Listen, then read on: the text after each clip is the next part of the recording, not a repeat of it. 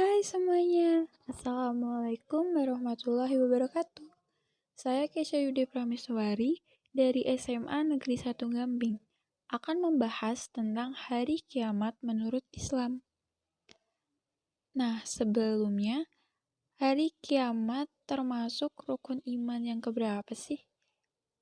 Nah, hari kiamat termasuk rukun iman yang kelima.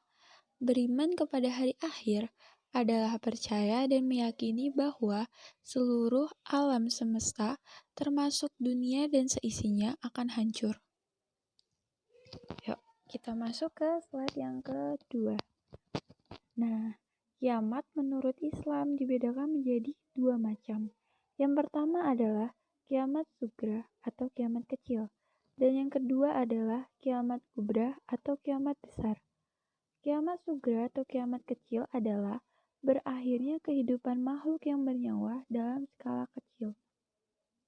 Contohnya apa aja sih? Contohnya itu seperti peristiwa-peristiwa alam atau bencana alam. Nah, tsunami, gunung meletus, banjir, longsor, dan lain sebagainya. Kemudian, kiamat kubra atau kiamat besar adalah hancurnya seluruh alam semesta, yaitu kiamat yang benar-benar kiamat.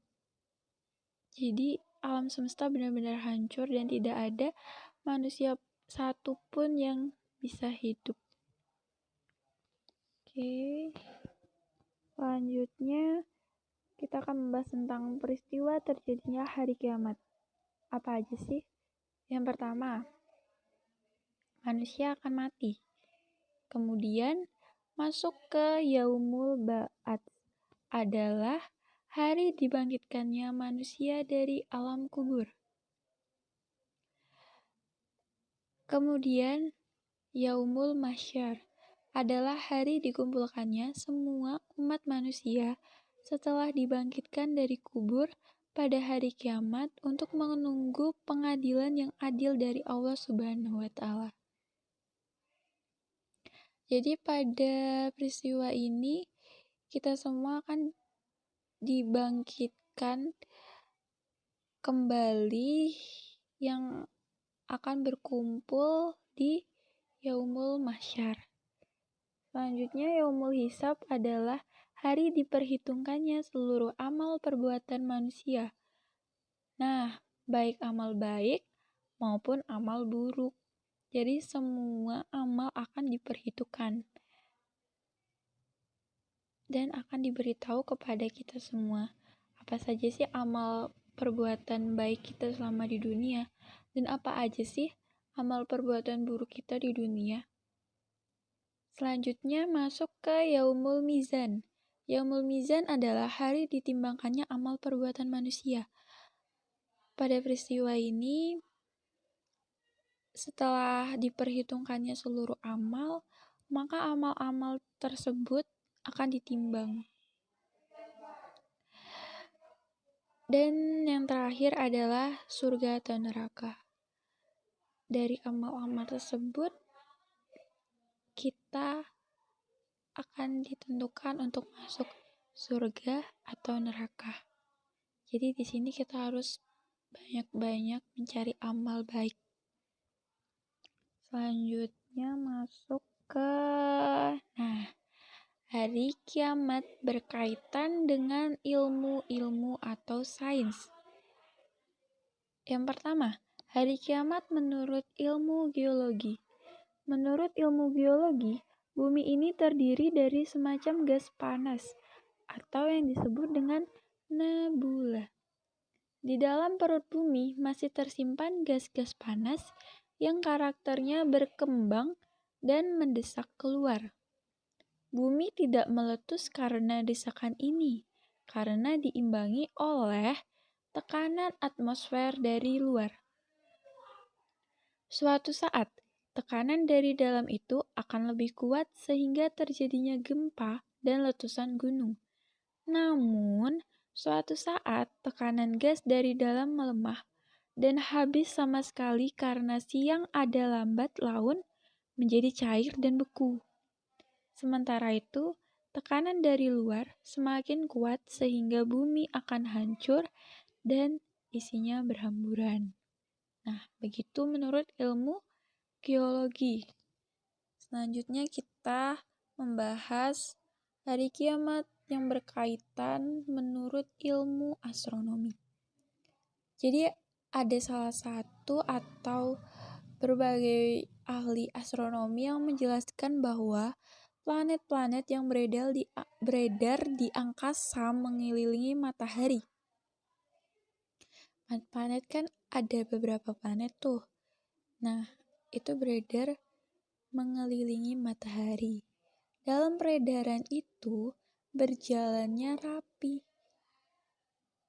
Maksudnya rapi adalah tidak terjadinya tabrakan ataupun benturan.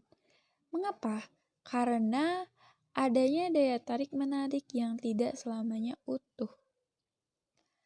Daya tarik-menarik itu semakin lama semakin habis.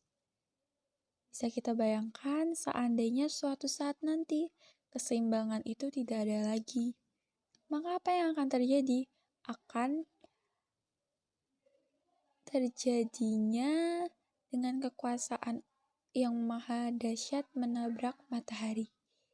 Karena menabrak matahari, maka hancurlah bumi ini. Yang terakhir, ilmu yang berkaitan dengan ilmu fisika. Jadi, letak matahari diperkirakan 150 dikali 10 pangkat 6 km dari bumi. Sinar matahari akan sampai ke bumi dalam waktu 8 menit 20 detik. Para fisikawan telah menghitung energi matahari yang dipancarkan sama dengan 5,7 dikali 10 pangkat 27 kalori per menit dan mampu menyala selama 50 miliar tahun. Perkiraan hanya mampu menyala 50 miliar tahun ya. Nah, dengan demikian waktu menyala bagi matahari pun terbatas. Dan suatu hari nanti, matahari tidak akan bersinar lagi. Begitu ilmu-ilmu yang berkaitan dengan hari akhir. Nah, setelah terakhir, kita akan membahas tentang hikmah mengimani hari akhir. Apa aja sih? Yang pertama, meningkatkan ketakwaan kepada Allah Subhanahu wa Ta'ala. Di sini kita akan belajar untuk lebih beriman kepada hari akhir, dan dari situ kita akan lebih meningkatkan ketakwaan. Dan yang kedua, senantiasa beramal soleh, karena kita mempunyai rasa takut. Siapa sih yang gak mau masuk surga? Dan siapa yang mau masuk neraka? Pasti lebih banyak dan hampir semua orang, bahkan semua manusia menginginkan dan berharap banget masuk surga. Nah, karena itu mereka lebih beriman kepada hari akhir dan lebih mengutamakan untuk beramal soleh.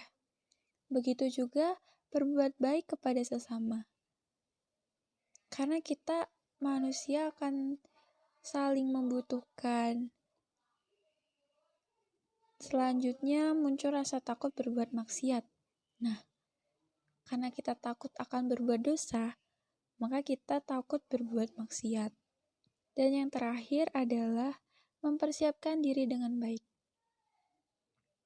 Karena semuanya harus dipersiapkan dari diri kita sendiri.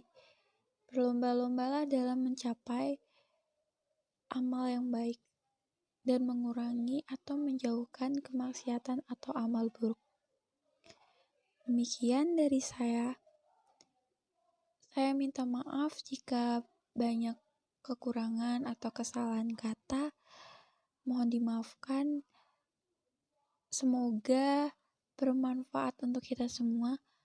Saya akhiri. Wassalamualaikum warahmatullahi wabarakatuh. Terima kasih.